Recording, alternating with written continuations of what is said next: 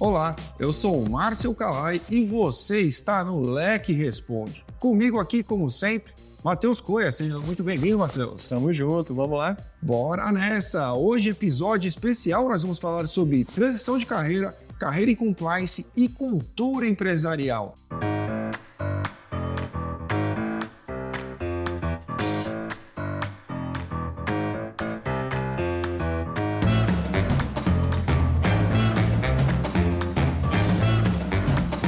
Você deixou as suas perguntas e agora chegou a hora de respondermos mais algumas delas. Ficou com dúvida? Lembre-se, é só deixar a sua dúvida aqui no espaço de comentários. Lembre-se também de deixar um like neste vídeo, porque dessa forma este conteúdo chegará ainda mais longe com a sua ajuda. E é claro, siga a LEC nas mídias sociais e aqui no YouTube e ative as notificações para ser notificada quando os novos conteúdos estiverem no ar. Matheus, pergunta número 1 vem do Ed Jefferson e ele diz o seguinte: como fazer a transição de carreira quando as oportunidades, apesar de serem muitas, não nos são dadas? O que você pode dizer para ele? Calai e Ed Jefferson, obrigado, né? Deixou o comentário aqui no nosso vídeo anterior, por isso que a gente está aqui respondendo a sua pergunta, mas é algo que a Globo não mostra. Isso aconteceu comigo. Quando eu busquei ali o conhecimento sobre o tema, sobre o assunto, eu estava no escritório, trouxe para o portfólio do escritório algumas soluções de compliance, mas eu queria trabalhar num projeto mais mão na massa, né? Trabalhar numa empresa, ver um programa de compliance em funcionamento, na implementação. E aí eu fui para o mercado de trabalho, fui tentar, né, de alguma forma ali, buscar as oportunidades. Cheguei até a fazer uma entrevista de emprego com a Lê. Isso acho que ela nunca contou em lugar nenhum. A Lê, que é sócia, nossa sócia aqui na LEC.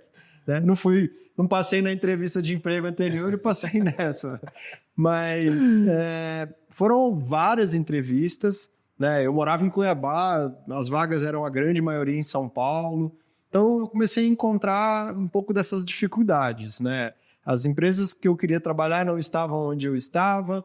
Passava alguns processos seletivos, por exemplo, para ir para perto ali, para Goiânia, estava disposto a me mudar, e eu via que algumas coisas não eram o meu currículo, não era a minha, né, capacidade de compor a vaga, mas são escolhas de mercado. Né? Claro.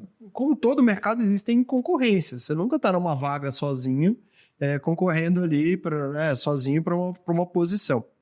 E um primeiro passo que eu acho que é importante é compor o seu currículo de alguma forma. Né? Hoje, depois de toda essa experiência, tendo já conduzido vários processos de recrutamento e seleção, né? Um bom currículo conta muito.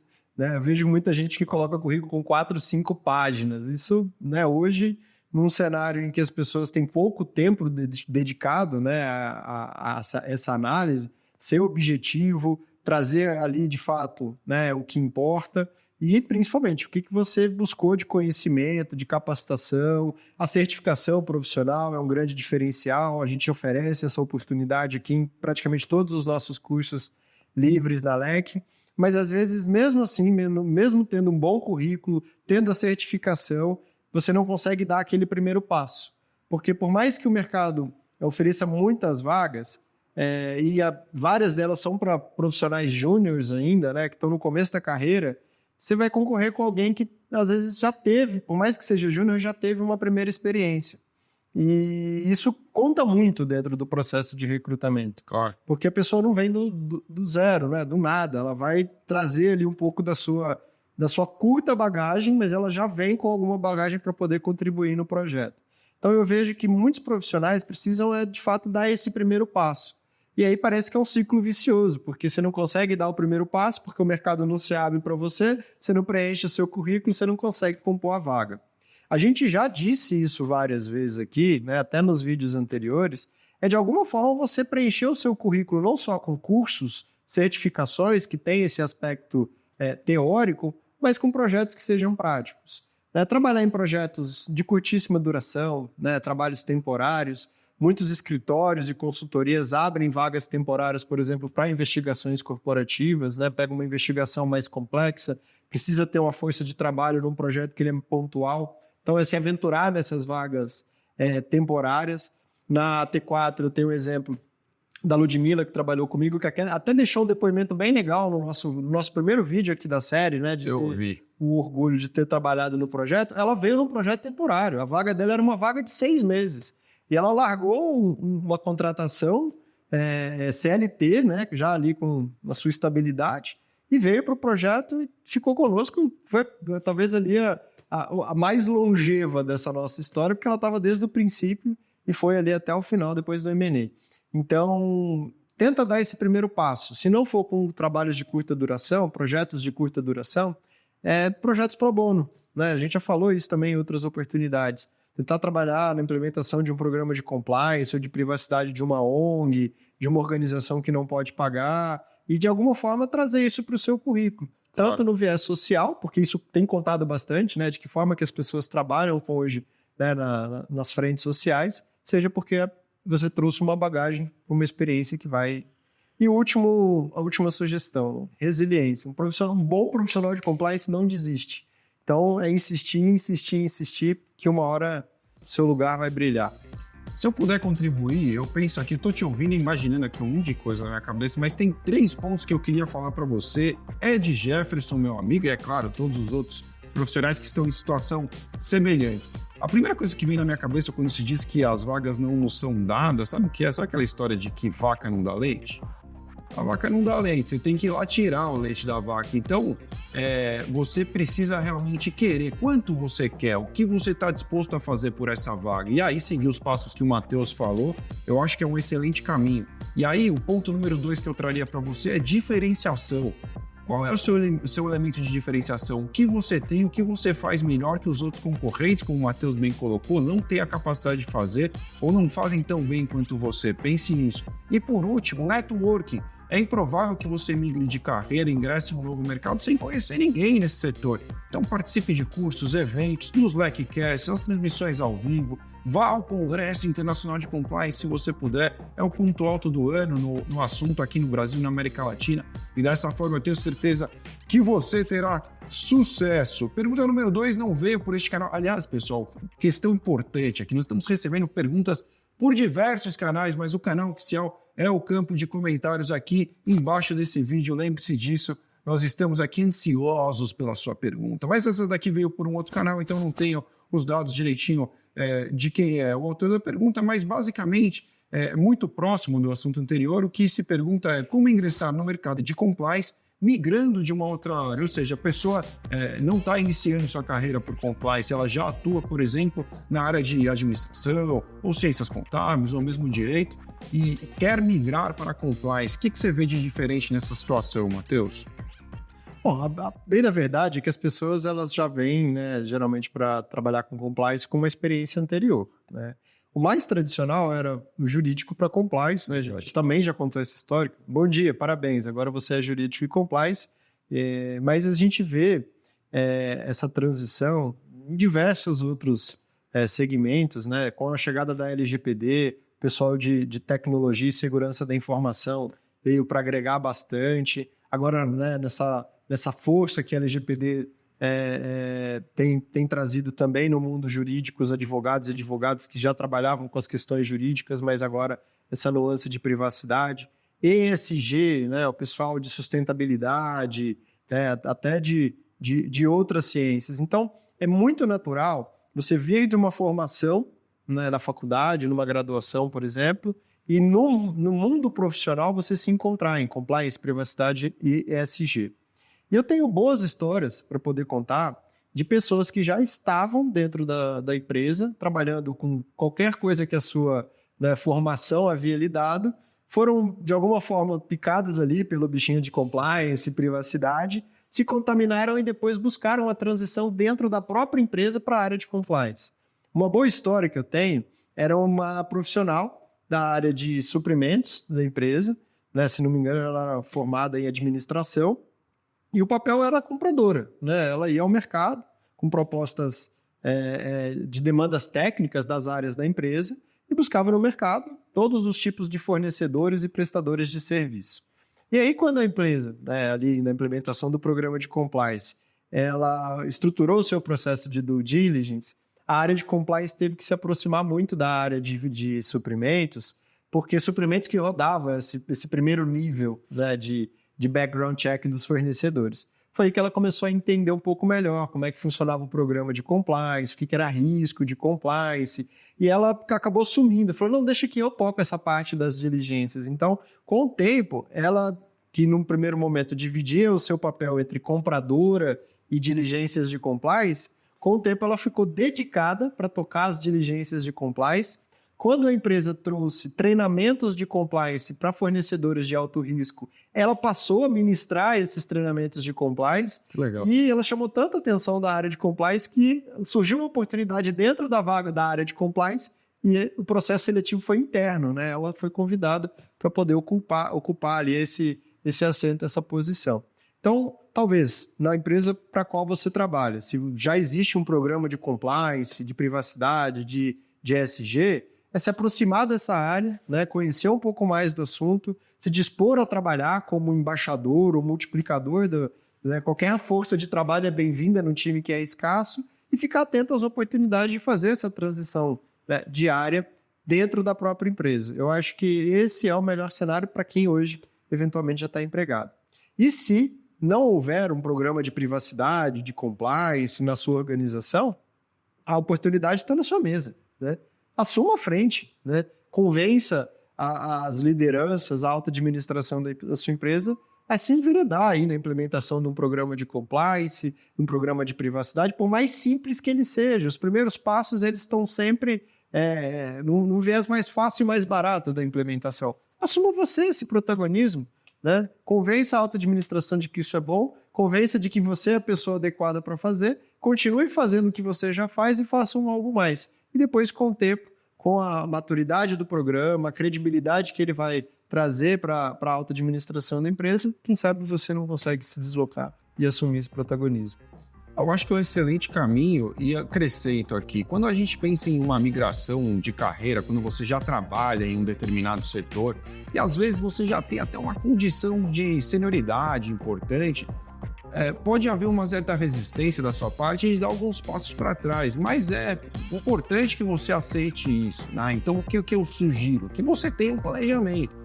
Converse em casa, combine que talvez você vá passar por um momento de aceitar uma redução até de remuneração. Muitas vezes é o caso de dar um passo para trás para dar muitos outros para frente, porque a sua senioridade, por exemplo, na área contábil, ela tem uma importância na área de compliance, sem dúvida que sim, mas você não é sênior também na área de compliance. Então, às vezes, um passinho para trás pode ser importante, mas a gente vê muitas histórias de sucesso que depois acabam, como o Matheus bem colocou, a coisa naturalmente vai andando e essa sua habilidade que te levou a se desenvolver em outro setor também vai te levar a se desenvolver dentro de compliance. Pergunta número 3 diz assim, Matheus: quais são as formas de atuação no compliance e as tendências do mercado em aproveitar os profissionais da área? Eu acredito que a pessoa se refere aqui assim, onde que os profissionais de compliance podem trabalhar, né? Quais são essas formas de atuação, onde que eles têm espaço. É claro, o mais óbvio seria no departamento de compliance dentro de uma organização, mas tem muitas outras frentes, né? Com certeza. O que a gente tem que pensar é que a gente vive cenários, né? Há algum tempo atrás, a gente tinha poucas empresas com programas de compliance. E um primeiro viés era um viés de implementação. É natural as grandes empresas se preocuparem primeiro, e aí, obviamente, surgiu a oportunidade de implementar um programa de compliance em grandes empresas. E aí depois vem, né, o cascateamento para médias empresas, pequenas empresas, e essa oportunidade começa a chegar nesse outro tipo de organização. Enquanto isso, as grandes empresas já têm um programa implementado. E aí vem uma outra oportunidade, como melhorar o programa de compliance. Há algum tempo atrás, eu fiz uma reunião com um analista de dados de uma empresa, inclusive ele foi convidado a dar uma aula num dos cursos aqui na LEC, em que ele trabalha com dados. Ele se formou, ele é apaixonado por números. E ele foi contratado pela área de compliance para desenvolver um BI com indicadores de efetividade do programa de compliance e como isso, né, pode flutuar ali ao longo do dia e significar, por exemplo, um sinal de alerta. Claro. Por exemplo, eu trabalho numa empresa que ela tem um turnover, né, de 25% ao ano. Isso quer dizer que 1/4 dos colaboradores da sua empresa vai embora, né, e que em 4 anos talvez 100% já tenha ali sido trocado. Se você não tem, né, um monitoramento efetivo de indicadores sobre treinamentos de comunicação para essas pessoas, eu faço um treinamento de compliance a cada 4 anos, por exemplo, em determinado momento você pode ter 50%, 75% dos colaboradores da empresa sem qualquer treinamento de compliance. Então, é um exemplo de como trabalhar na melhoria, na otimização do trabalho do profissional de compliance.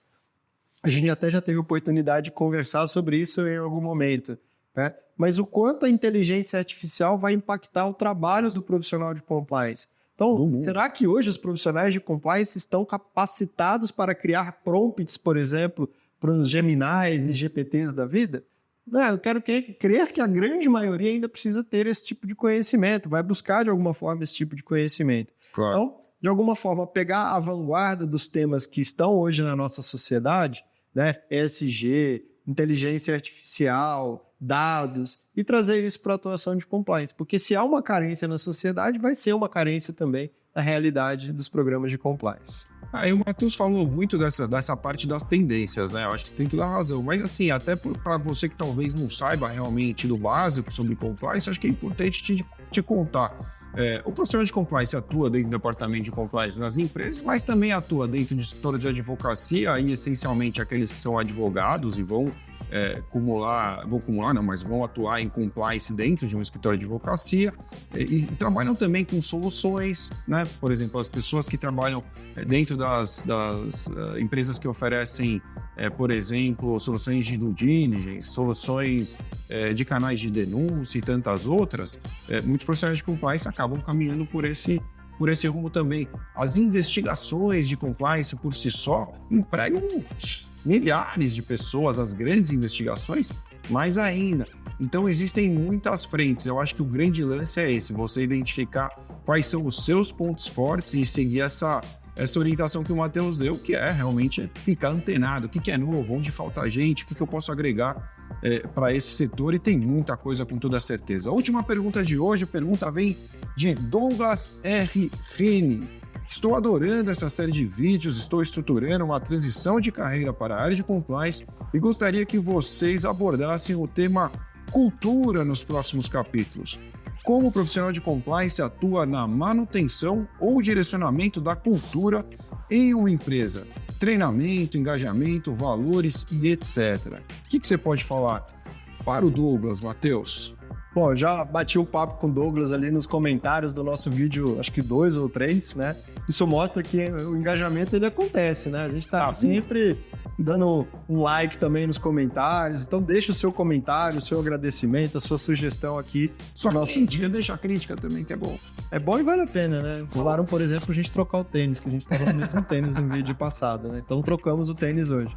Mas enfim, para te responder, quando a gente fala de efetividade do programa de compliance, muito se fala na formação de uma cultura de integridade, de conformidade dentro das empresas. Hoje é muito claro, né? O programa ele é efetivo quando ele existe e quando ele funciona. E ele só funciona de verdade quando ele consegue formar essa cultura dentro do ambiente corporativo. Então, há muito tempo, né, no nosso curso de Compliance Anticorrupção, na primeira aula do curso, que eu tenho a oportunidade de ser o professor, em algum momento ali no finalzinho da aula a gente traz esse diferencial. Trabalhar com compliance é ser um instrumento de formação de cultura dentro da sua organização. E primeiro, cultura não se muda da noite para o dia, porque a gente pega o colaborador ou a colaboradora que vem da sociedade, formada na sociedade, na sua comunidade, com experiências profissionais anteriores que podem ser ruins, trabalhar numa empresa que não tem a ética e integridade como um princípio inegociável, e chega dentro do ambiente corporativo com todo esse conjunto de crenças, experiências, valores que são seus ou das suas jornadas anteriores. E aqui a gente fala, não, a partir de agora você tem que tratar a integridade e compliance como se fosse algo inegociável. Peraí, né? Como é que você vai mudar a crença, a experiência para afetar o comportamento dessa pessoa e ter como resultado, né, a formação da cultura organizacional? Isso é um trabalho muito difícil, né, muito complexo, que às vezes pode parecer, né, no ponto de largada, no ponto de partida, quase que utópico, mas que pouco a pouco, quando você começa a enxergar os primeiros resultados e a forma como isso multiplica no curto prazo, é magnífico, é muito legal, dá uma sensação muito boa. Porque o ser humano é um ser social, né? Desde o momento em que a gente abriu mão de viver em caverna e escolheu viver em comunidade, em sociedade, a gente desenvolveu algo de buscar estar inserido nessa comunidade.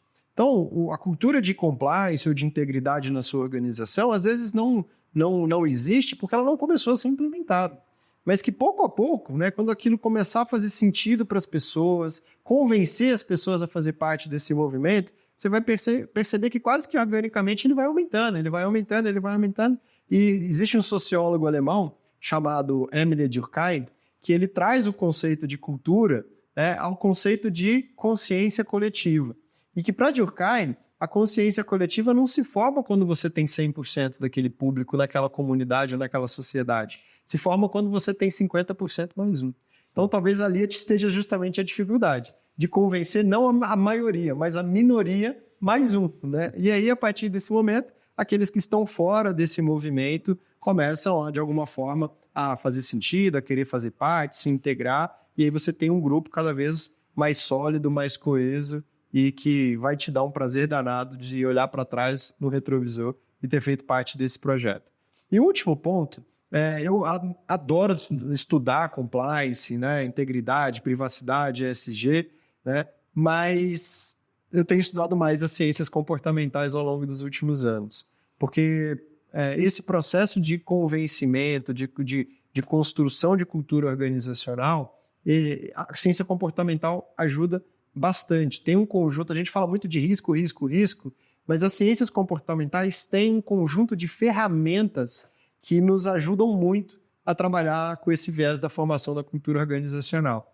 E não é querer dar spoiler, não, mas daqui a algumas semanas nós vamos lançar um curso de ciências comportamentais voltadas aos profissionais de compliance. Uau! Então, em breve, siga a Alec nas redes sociais, no nossa newsletter. Em breve você vai receber aí essa comunicação. E se você está assistindo esse vídeo já gravado há algum tempo, corre lá no site da Alec, provavelmente o curso já vai estar lá na lojinha disponível para você.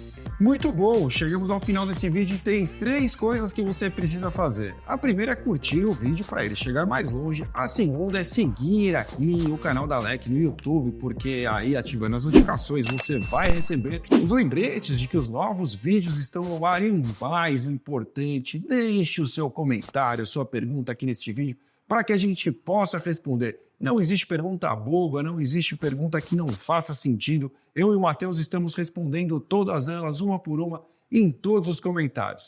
É isso? Bora trocar de camisa agora para parecer que a gente gravou esse vídeo em outro dia, o próximo? Vamos lá? Bora. Valeu, pessoal. Obrigado, um abraço.